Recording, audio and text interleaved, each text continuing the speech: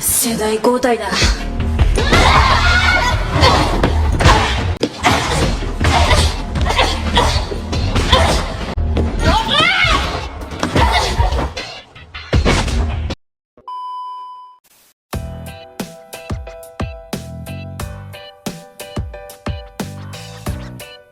Halo semuanya, selamat datang di PTK Review. Bagaimana kabarnya? Aku harap kalian semua baik-baik saja. Pada kesempatan kali ini, saya akan melanjutkan Majizuka Gakuen season kelima. Dan pada season kali ini pertarungan tidak hanya akan melawan sekolah lain, melainkan melawan para Yakuza. Baiklah, jika penasaran, langsung saja kita langsung ke ceritanya.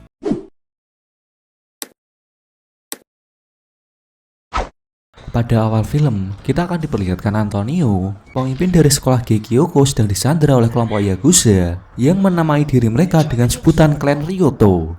Sepertinya, alasan Antonio disandra adalah karena Antonio telah membantai anggota dari kelompok Yakuza tersebut.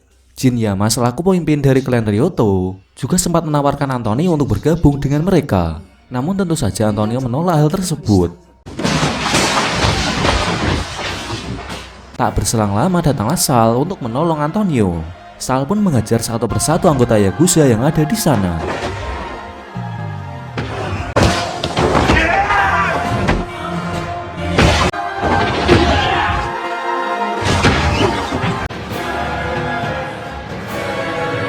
Lalu tersisa Jinyama yang kali ini menggunakan katana untuk menghadapi Sal. Sal juga sempat terkena tebasan katana tersebut di bagian tangan.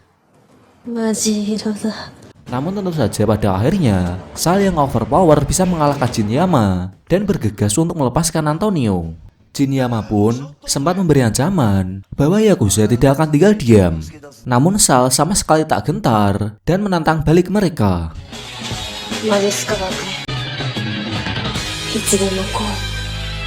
Lalu Shin berpindah ke Sakura yang sedang mengajar murid-murid yang mencoba menaiki tangga menuju markas Rapapa. Di sana juga terlihat Otabe yang ternyata masih belum lulus juga. Kemudian pada scene ini, kita akan mengetahui bahwa dari semua anggota Rapapa sebelumnya, yang telah lulus hanya Bakamono saja. Alasannya adalah karena Bakamono salah menuliskan jumlah absen teman-temannya.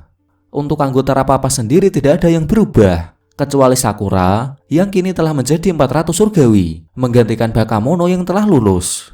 Tentu saja setelah mengetahui Sal yang telah berurusan dengan Yakuza, 400 surgawi pun sangat khawatir dan tidak akan membiarkan Sal pergi sendirian. Namun di sini Sal mengatakan bahwa dirinya bisa mengatasi masalah ini sendiri dan tidak ingin ada orang lain yang ikut campur, termasuk 400 surgawi. Di lain tempat, sekolah Yabakune sedang mengajak sekolah Gekioko untuk beraliansi dan bersatu demi membantai sekolah Majizuka. Namun sekolah Gekioko menolak ajakan tersebut. Alasan sekolah Gekioko menolak, tentu saja pemimpin Gekioko yakni Antonio berhutang budi kepada Sal yang telah menolong Antonio. Hal tersebut membuat sekolah Gekioko tidak akan membiarkan sekolah Yabakune menyerang sekolah Majizuka dan pada akhirnya mereka semua pun tawuran.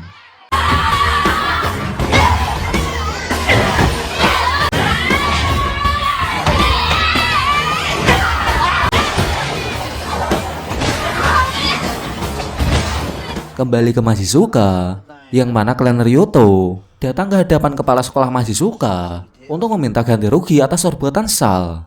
Tak berselang lama, 400 surgawi pun masuk ke ruangan tersebut. Otabe pun langsung mengusir mereka dan mengatakan bahwa jangan membawa masalah ini ke sekolah. Akhirnya mereka pun pergi. Namun sebelum pergi, Yakuza tersebut mengancam bahwa mereka tidak akan tinggal diam. Selanjutnya Shin berpindah ke Bakamono dan Minami, yang mana Bakamono memberitahu Minami bahwa dirinya telah bekerja di Akechi Shokyo. Mendengar hal tersebut, sontak Minami meminta Bakamono untuk keluar dari pekerjaannya itu. Minami mengatakan bahwa Akechi Shokyo adalah sebuah perusahaan gelap yang sangat berbahaya. Namun di sini Bakamono bersikeras masih mau bekerja di tempat tersebut karena Bakamono masih dalam status magang.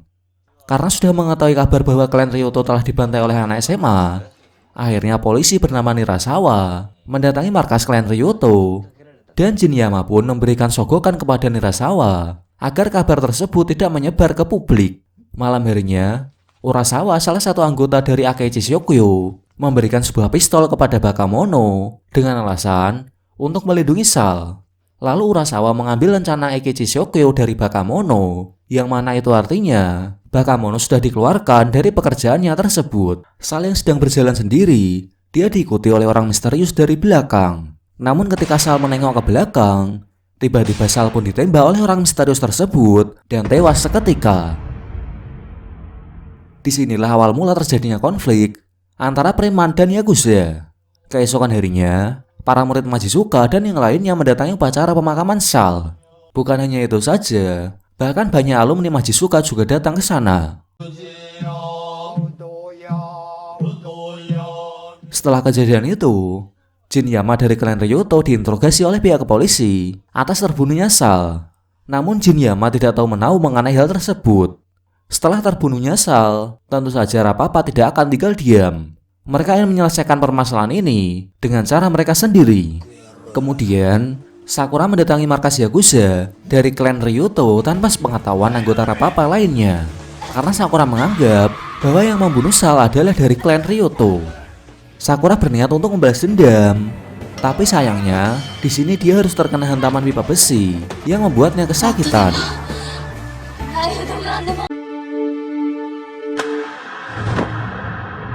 Tak berselang lama, Bakamono menarik Sakura dan menyuruh Sakura agar jangan main-main dengan Yakuza. Di sini Bakamono mempunyai niat untuk membalas dendam atas kematian Sal dengan menggunakan pistol yang ia dapat sebelumnya. Kemudian klan Ryuto datang ke Majizuka untuk memberikan undangan pertemuan kepada Rapapa, yang mana pertemuan tersebut adalah untuk membicarakan perdamaian. Di sisi lain, Bakamono tidak sengaja mengetahui tentang pertemuan tersebut. Lantas dirinya mempunyai rencana untuk menyamar sebagai pegawai paruh waktu di tempat pertemuan itu, yang mana tujuannya adalah untuk balas dendam atas kematian Sal. Singkat cerita, pada pertemuan itu, mereka memberikan sogokan dengan jumlah uang kepada anggota Rapapa agar bisa melupakan semua masalah yang telah terjadi. Namun tentu saja Rapapa menolak hal tersebut. Jinyama pun mengatakan bahwa yang membunuh Sal bukan dari kelompoknya. Kelompoknya hanya difitnah telah membunuh Sal oleh kelompok Akechi Shokyo. Setelah itu Rapapa keluar dari ruangan tersebut dan masuklah Bakamono dengan menyamar sebagai pegawai dan membawa sebuah pistol. Namun seketika lampu di sana mati dan tiba-tiba ada seseorang yang menembaki Bakamono dan juga Jinyama. Alhasil Bakamono pun harus tewas di tempat. Sedangkan Jinyama, dia masih selamat tapi dengan kondisi yang sekarat. Polisi pun datang ke TKP untuk menanyakan kronologi dari kejadian tersebut. Namun tentu saja anggota Rapapa tidak tahu apa-apa karena pas kejadian kondisi lampu tiba-tiba mati. Kemudian Urasawa pun mendatangi markas Akechi Shokyo untuk bertemu dengan Yoshimune, yakni pemimpin dari Akechi Shokyo. Di sini terungkap fakta bahwa Urasawa selaku polisi, dia bekerja sama dengan Yoshimune yang bertujuan untuk membubarkan klan Ryuto. Dan ternyata pelaku penembakan Bakamono dan Jinyama sebelumnya adalah Urasawa, yakni anak buahnya Yoshimune. Sementara itu, asisten Urasawa yakni Izuka tidak tahu sama sekali apa yang dibicarakan Urasawa di dalam. Padahal Izuka sudah beberapa kali menemukan bukti-bukti, namun tetap saja Urasawa tidak mempedulikan hal tersebut. Lalu Shin berpindah ke Sakura, yang mana dirinya dihadang oleh anak-anak Ayabakune. Tujuan mereka tentu saja untuk mengejar Sakura. Namun di sini Sakura tidak ada niatan sama sekali untuk bertarung. Alhasil Sakura pun dipukuli oleh mereka. Namun ketika Sakura teringat atas kematian Sal dan Bakamono, seketika Sakura meluapkan amarahnya dengan menghajar mereka satu persatu dan semua anak Ayabakune pun dikalahkan.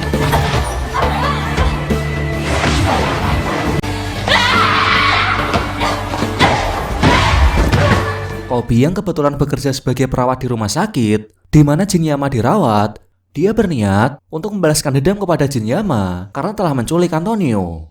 Kobi pun masuk ke kamar Jinyama dan menusuk Jinyama hingga Jinyama tewas. Namun tak berselang lama para penjaga datang dan langsung menembak Kobi. Pada akhirnya Kobi pun juga ikut terbunuh. Antonio pun merasa sangat bersalah atas kematian Kobi karena demi dirinya lah Kobi rela mengorbankan nyawanya. Setelah kejadian itu, tentu saja Antonio akan segera mengambil tindakan untuk membalas dendam. Berbekal informasi yang didapat dari Urasawa, Antonio pun berencana untuk membunuh Kawamori, yakni bos besar Yakuza Ryuto. Sementara itu Otabe mencari informasi di internet tentang penjualan senjata api. Otabe bermaksud ingin membeli senjata dengan uang yang diambil dari kejadian ketika penembakan sebelumnya. Lalu ia pergi ke sebuah toko dewasa, yang mana di sana ternyata juga menjual senjata api. Keesokan harinya, Otabe mendatangi markas Akechi Shokyo dengan membawa senjata. Otabe pun menanyakan kepada Yoshimune tentang siapa dalang di balik semua kejadian ini. Ternyata Yoshimune sudah mengetahui bahwa kantong yang dibawa Otabe berisi pistol. Yoshimune juga mengatakan bahwa toko tempat Otabe membeli senjata api ternyata di bawah naungan perusahaan Akechi Shokyo. Dan di sini terungkap fakta bahwa Yoshimune merupakan ayah kandung dari Otabe, yang mana keluarga mereka sudah lama tak harmonis. Otabe pun mencurigai bahwa ayahnya ada sangkut pautnya dengan masalah yang terjadi belakangan ini. Otabe pun mencoba menembakkan pistol tersebut, namun pistol itu ternyata tidak bisa digunakan. Setelah itu Otabe pun pergi meninggalkan tempat tersebut. Di lain tempat, polisi sedang menginterogasi Kawamori untuk dimintai keterangan tentang kejadian yang terjadi belakangan ini. Namun Kawamori tidak mau buka suara atas pertanyaan yang diberikan. Tak berselang lama, Nirasawa pun mengakhiri interogasi. Ketika ingin pergi, Kawamori pun memberikan informasi untuk datang ke sebuah bar yang pemiliknya bernama Enma. Nirasawa pun langsung mengunjungi bar tersebut dan mengobrol dengan Enma di sana. Nirasawa menemukan pistol di dalam sebuah kardus, yang mana ternyata itu adalah selundupan dari perusahaan Akechi Shokyo. Di sisi lain, Antonio mengajak Sakura untuk bertarung dengan tujuan untuk melampiaskan kemarahan mereka berdua atas kematian teman-temannya.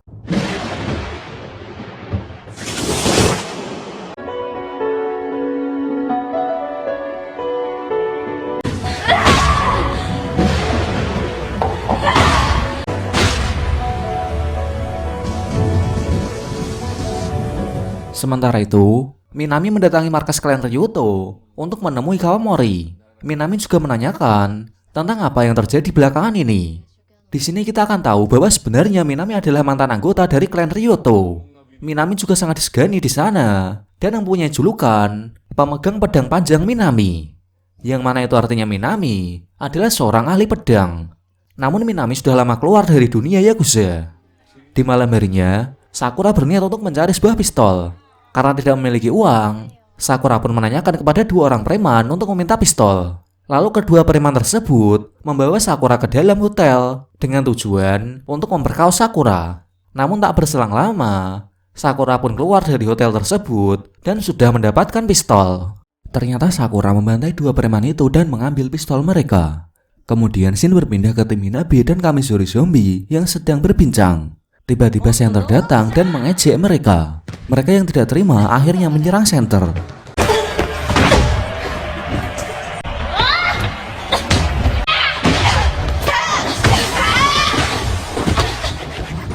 Namun mereka semua dapat dengan mudah dikalahkan oleh Center. Di sini mereka baru menyadari bahwa yang mereka hadapi adalah orang yang pernah menggapai puncak Majisuka bersama dengan Nezumi, yaitu Center. Karena kondisi Majisuka dalam keadaan genting, maka Center menyuruh mereka semua berkelahi untuk menentukan pemimpin Majisuka berikutnya.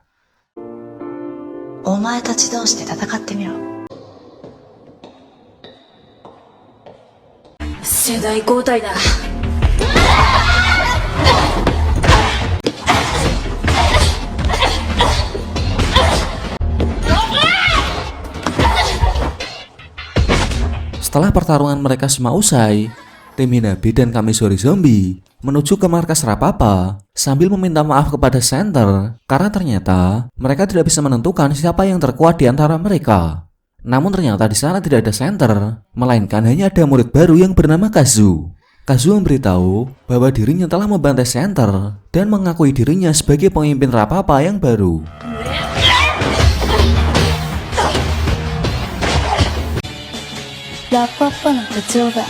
Sementara itu Sakura telah menjadi incaran dari kelompok mafia Cina yang bernama Ginji Shikai. Karena Sakura telah membantai dua preman dan mengambil pistol milik mereka, yang mana ternyata dua preman tersebut adalah anggota dari Ginji Shikai tersebut. Akhirnya Kazu pun ditemui oleh Rapapa, dan di sini terungkap fakta bahwa ternyata Kazu adalah teman dari Sakura di sekolahnya yang dahulu. Awalnya kedatangan Kazu benar-benar ditolak karena telah menduduki posisi sal seenaknya. Namun pada akhirnya, Rapapa memberikan kepercayaan kepada Kazu untuk menjaga Majizuka sementara waktu karena mereka ingin menyelesaikan masalah mereka dengan Yakuza terlebih dahulu. Di sisi lain, salah satu anggota tim Hinabi datang ke kelas dalam keadaan yang sudah babak belur, yang mana ia telah diajar oleh anak-anak Yabakune. Karena tidak terima, akhirnya tim Hinabi dan Kamizori Zombie memutuskan untuk membalas dendam kepada anak-anak Yabakune. Namun sayangnya, anak-anak Majizuka kali ini malah ditandai habis karena jumlah pasukan Yabakune lebih banyak dari mereka.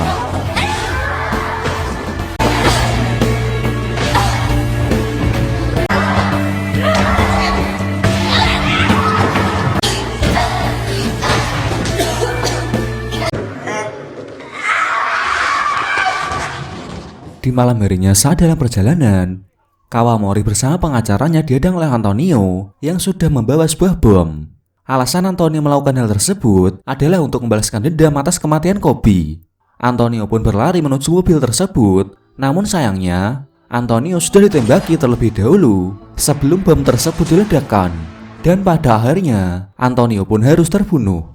Sedangkan pengacara yang panik, dia sempat keluar dari mobil. Tapi ternyata pengacara tersebut malah menyalakan bom itu dan melemparkannya ke bawah mobil. Alhasil mobil itu meledak dan mengakibatkan Kawamori juga tewas. Yang mengejutkan di sini, ternyata pengacara itu bekerja sama dengan Genji Shikai.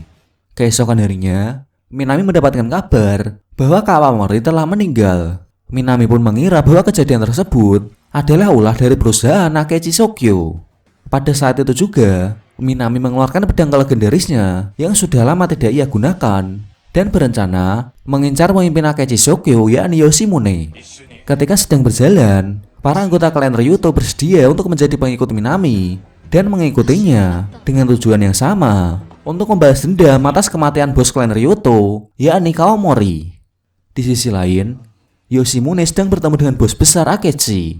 Pada pertemuan tersebut, bos besar Akechi memberikan Yoshimune kepercayaan untuk menjadi ketua selanjutnya karena bos besar Akechi akan pensiun. Tentu saja dengan senang hati, Yoshimune menerima tawaran tersebut. Lalu malam harinya, ketika di perjalanan menuju tempat parkir mobil, Yoshimune dan anak buahnya dihadang oleh Minami dan pengikut dari klan Ryuto. Di sini Minami mengatakan bahwa dirinya adalah alumni dari Majizuka, yang mana itu artinya Minami juga ingin membalaskan dendam atas kematian junior-juniornya di sekolah Majizuka, dan pada akhirnya mereka semua bertarung.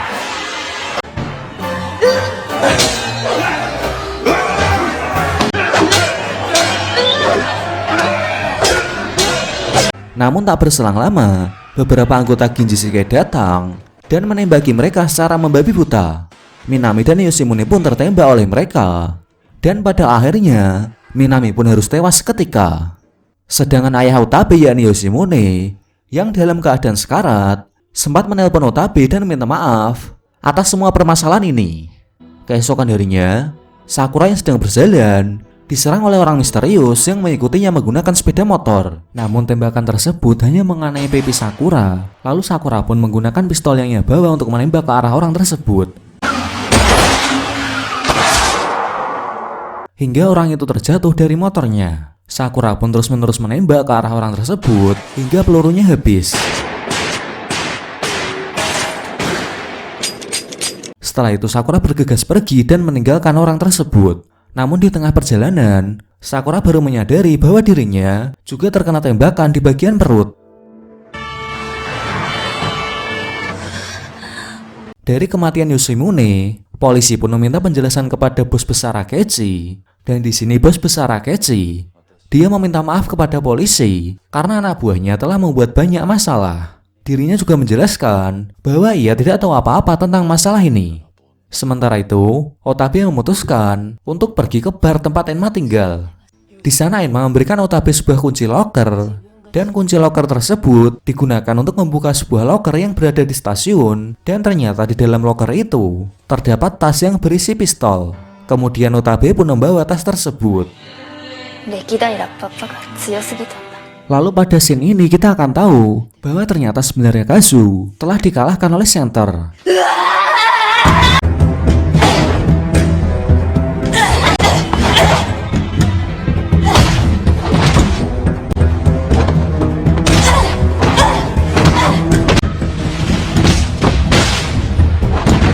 Setelah pertarungan tersebut, Center meminta kepada Kazu untuk menjadi pemimpin Rapapa sementara untuk melindungi sekolah Majisuka. Alasannya adalah karena anggota Rapapa yang lain sedang sibuk menyelesaikan masalah dengan Yakuza.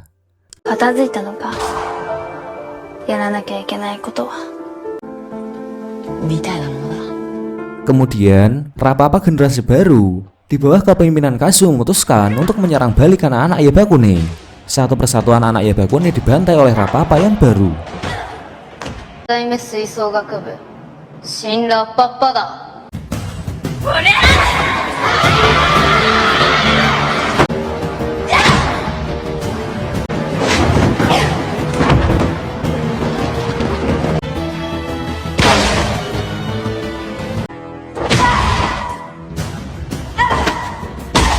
Dan pada akhirnya, mereka berhasil mengalahkan anak-anak Yabakune. Sedangkan pengacara yang membunuh Kawamori sudah disandra oleh anak-anak Gekioko. Mereka memaksa pengacara tersebut untuk berkata jujur. Namun ia tetap tidak mau buka suara. Pada akhirnya, anak-anak Gekioko memberikan sebuah obat dengan dosis yang tinggi. Yang mana hal itu membuat pengacara tersebut berkata jujur. Ia pun menjelaskan bahwa Ginji Shikai lah yang menyuruhnya untuk meledakkan mobil Kawamori.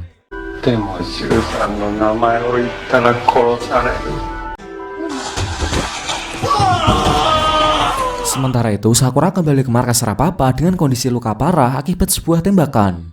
Otabe pun membawa Sakura ke tempat bar Enma. Di sana Sakura ditangani oleh seorang dokter, dan pada akhirnya dokter tersebut berhasil mengeluarkan peluru yang bersarang.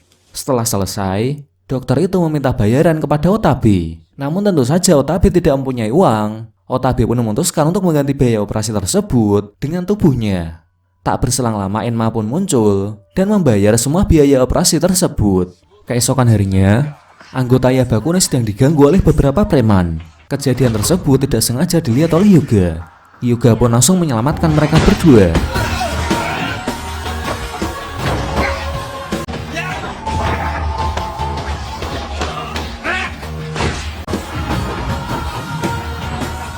Namun karena masih ada yang ada di dalam hotel, akhirnya Hyuga pun memutuskan untuk mendatangi hotel tersebut untuk menyelamatkan yang lainnya.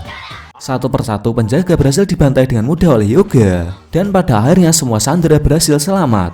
Namun sayangnya di sini Hyuga tertangkap dan langsung dibawa oleh anggota dari Ginji Shikai.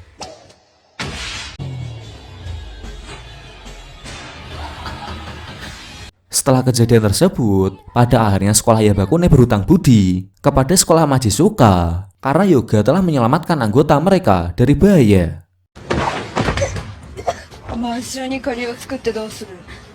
Dari semua kejadian yang telah terjadi, membuat keadaan Majisuka semakin kacau. Ditambah lagi dengan diculiknya Hyuga, yang mana membuat Rapapa semakin marah. Mereka pun memutuskan untuk memulai peperangan dengan Yakuza.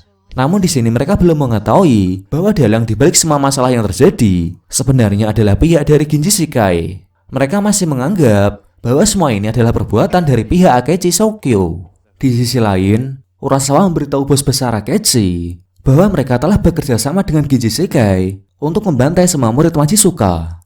Namun bos besar Akechi malah mengalihkan pembicaraan, yang mana ia ingin memberikan kepemimpinan Akechi kepada Urasawa. Kemudian ia pun mengajak Urasawa untuk bermain Russian Roulette dengan sebuah pistol, yang mana jika menang, maka Urasawa akan langsung menjadi pemimpin Akechi. Dan jika kalah, tentu saja dirinya akan mati.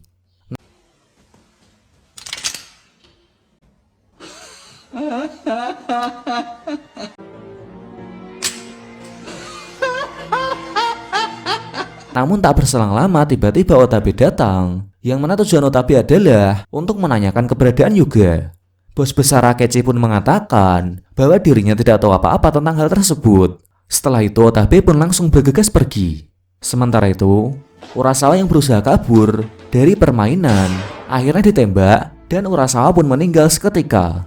Lalu scene berpindah ke Hyuga, yang mana ia sedang berada di markas Ginji Shikai. Ketua Ginji Shikai menanyakan tentang keberadaan barang yang disimpan oleh Yoshimune, yang tidak lain hal itu adalah pistol yang diambil oleh Otabe. Namun tentu saja Hyuga menjawab bahwa dirinya tidak tahu menahu tentang hal tersebut. Dan pada akhirnya, Hyuga pun dibawa pergi oleh mereka. Keesokan harinya, Hyuga dikabarkan telah meninggal, yang mana mayatnya ditemukan mengambang di laut. Namun kabar yang beredar memberitahu bahwa Hyuga telah kecelakaan karena salah melangkah, sehingga menyebabkan dirinya terjebur dan tenggelam. Alasan Genji Shikai ingin membantai Majizuka adalah karena Majizuka telah ikut campur dalam bisnis mereka dan mengambil tas yang berisi senjata. Yang mana awalnya Rapapa tidak mengetahui bahwa Genji Shikai juga ikut dalam permasalahan mereka dengan klan Ryuto. Kemudian para anggota Genji Shikai mendatangi markas Rapapa dengan tujuan untuk mencari tas hitam yang berisikan senjata yang pernah Otabe ambil dari loker stasiun. Namun Rapapa berhasil menyerang balik dan mengusir mereka untuk pergi dari sini.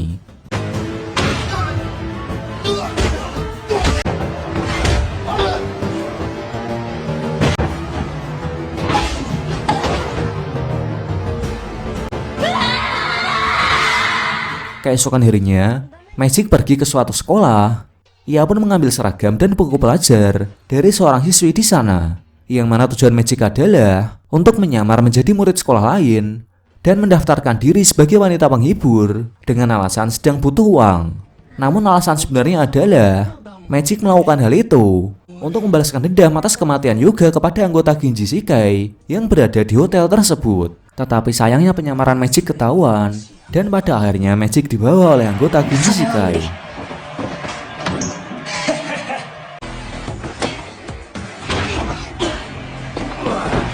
Kemudian anggota Genji Shikai berencana untuk menukar Magic dengan barang yang ada di tas hitam tersebut. Mereka pun mengirimkan undangan kepada Otabe untuk datang ke pertemuan para bos besar, yang tentu saja itu adalah jebakan. Otabe dan seluruh siswa dari sekolah preman lain pun berencana akan datang ke sana menggunakan senjata api. Tentu saja alasan mereka untuk balas dendam demi teman-teman mereka yang telah mati.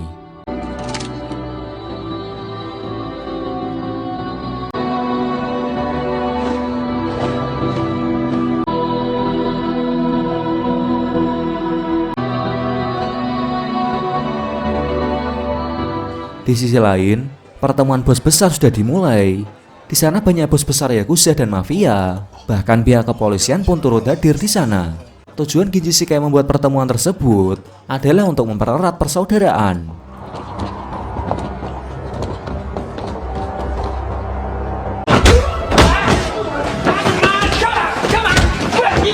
Di saat itu juga, anak-anak Majizuka, Gekioko, dan Yabakune menyerang markas tersebut demi menyelamatkan Magic. あんたらがさらったマジック、はよ連れてこいや。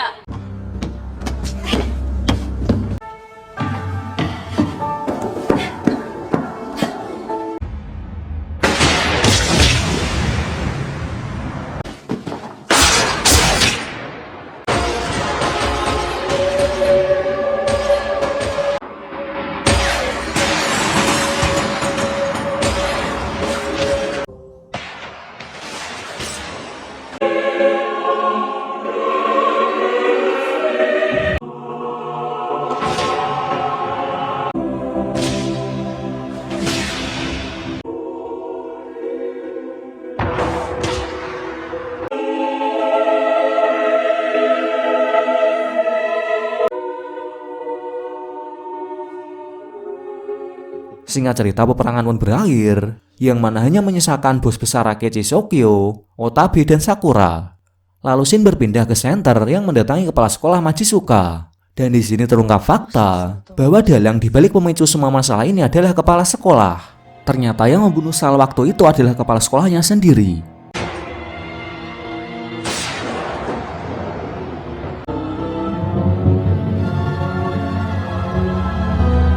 Alasan kepala sekolah membunuh Sal adalah karena ia tidak menyukai preman dan berharap setelah kematian Sal, dirinya bisa mengembalikan nama baik sekolah Majizuka. Dan pada akhirnya Center pun menembak kepala sekolah tersebut hingga tewas. Yankee datte.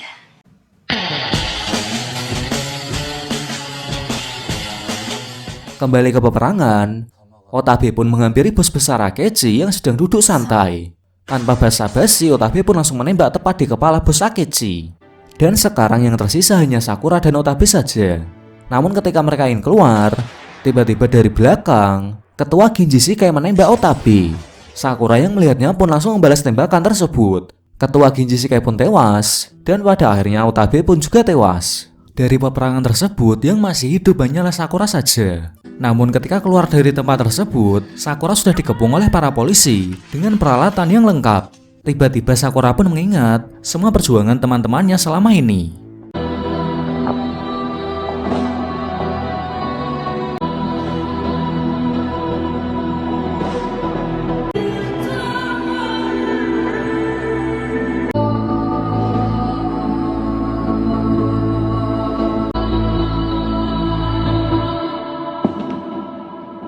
Sakura pun memutuskan untuk menyerang ke arah polisi. Namun sayangnya Sakura ditembaki berkali-kali oleh para polisi tersebut dan pada akhirnya Sakura tewas. Oke, sekian pembahasan Majizuka Gakuen Season 5. Terima kasih sudah menonton dan sampai bertemu lagi di video selanjutnya.